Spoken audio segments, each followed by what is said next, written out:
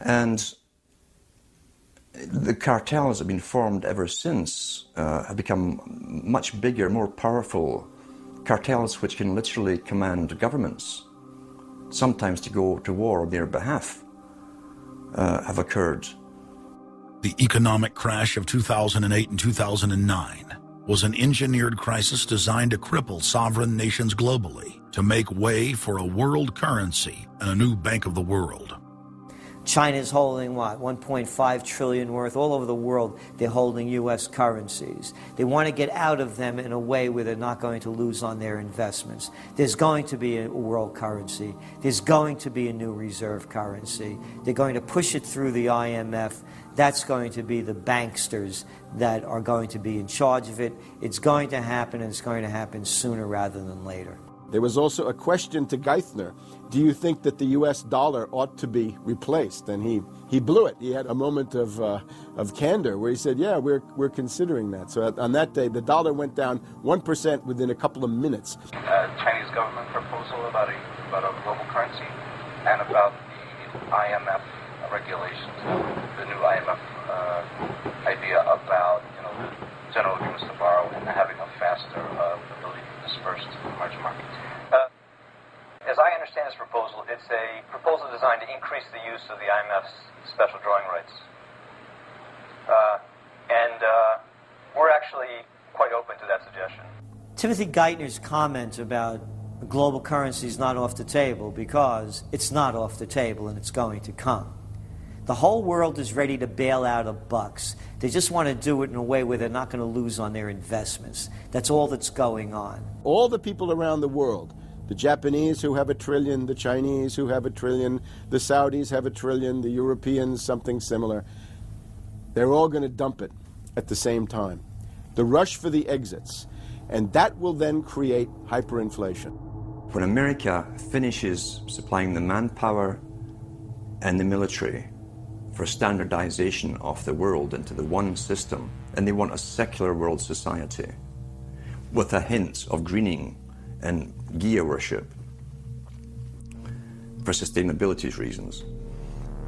America, as they're finishing off this agenda, they'll be pulling the rug from underneath Americans at home at the same time towards the latter stages.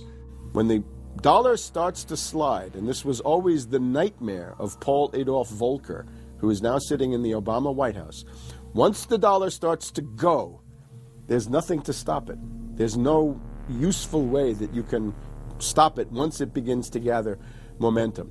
So I think we're facing the probability of some form of dollar panic combined with hyperinflation sometime during the Obama presidency.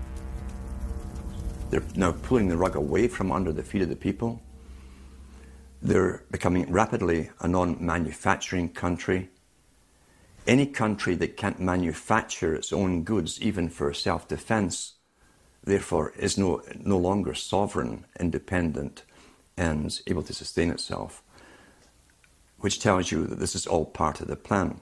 It started with the very beginning when you established that there was a Federal Reserve System given the power of the state to create money out of nothing and to do so without any regard to the will of the people, without any regard to what's behind the money system.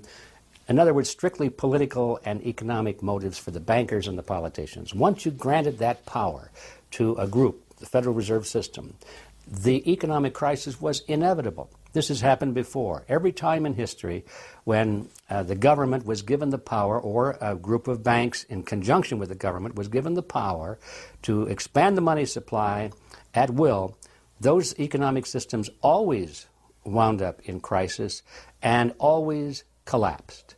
So there's no reason to believe that the United States was given some kind of a get-out-of-jail-free card, an exemption from the processes of history.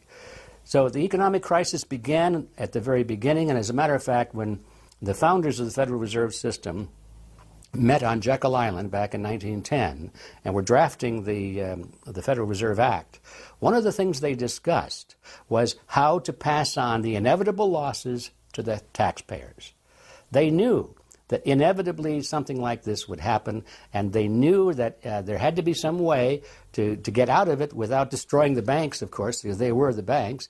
And they said, aha, we'll go into partnership with the government, we'll take our cartel agreement and pass it into law, call it the Federal Reserve Act, and we'll make the taxpayer come online and be responsible to bail us out if and when the failure finally comes. Who's going to soak up the derivatives? Who's going to soak up the debt? Who's going to be penalized? And right now, it looks like Wall Street's getting bailed out, and the little guy in the middle of Main Street America are all going to pay the penalty. Can the economy be turning around here? Are happy days here again? And can we actually have growth without jobs? Is this an oxymoron, jobless recovery? We're going into the greatest depression. There will be no job growth. Unemployment will continue to escalate. Along with it, so too will crime, poverty, kidnappings, boss snappings. And the more things spin out of control, the harder the hammer is going to come down by the federal government to keep everyone in control. Power is much, much more important to them than money is. Money is only a way to the means. Power is the end result. The elite's main goal is to destroy national sovereignty and individual independence. To consolidate their grip on power, the banksters create artificial debt bubbles that are mathematically impossible to pay back. These are those sinister, toxic assets, the complex financial instruments that they talk about but never really name. They're paper based on paper. They're credit default swaps, collateralized debt obligations, mortgage-backed securities, asset-backed securities, structured investment vehicles, auction rate securities, and so on down the line. It's an immense mass of cancerous, fictitious, speculative paper, bloated in value, impossible to bail out. Triage the derivatives on their books. There's no way to bail out a $1.5 quadrillion black hole of derivatives, but nevertheless they tried. The Wall Street cronies are crooks. If you leave the vault to the bank open, these people are going to help themselves. The job of the government is to make sure there's somebody there to make sure the vault is closed, and very few people have the combination.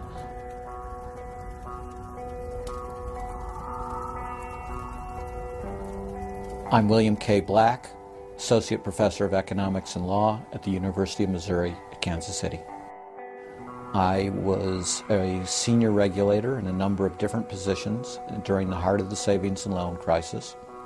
On a staff level, I led the re-regulation of the savings and loan industry. The purpose of regulation and effective criminal prosecution is to make sure that cheaters don't prosper, that honest manufacturers win in competition. The primary driver of the current crisis is accounting control fraud. These are frauds led by the CEOs of the major lending institutions and major banks and institutional buyers of toxic waste product. How did it start? It started with mortgages, particularly non-prime mortgages. In September of 2004, the FBI warned that there was an epidemic of mortgage fraud, their words, and that this epidemic of mortgage fraud would cause an economic crisis at least as large as the savings and loan debacle if it wasn't stopped. The FBI found that 80% of the mortgage fraud was being induced by the lenders, not by the borrowers. You know, much of the rage has been against the borrowers, but if you want rage, it should be at the CEOs who became fabulously wealthy by following a strategy based on fraud.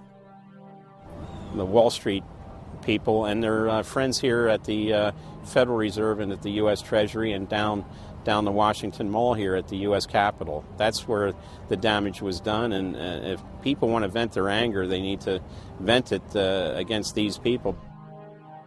Between the Bush-Paulson administration and the Obama, Summers, Geithner, Volcker administration, there's really a total continuity of economic and financial policy. Geithner was on board at the Fed, the New York Fed, dealing with all these institutions. He didn't get it.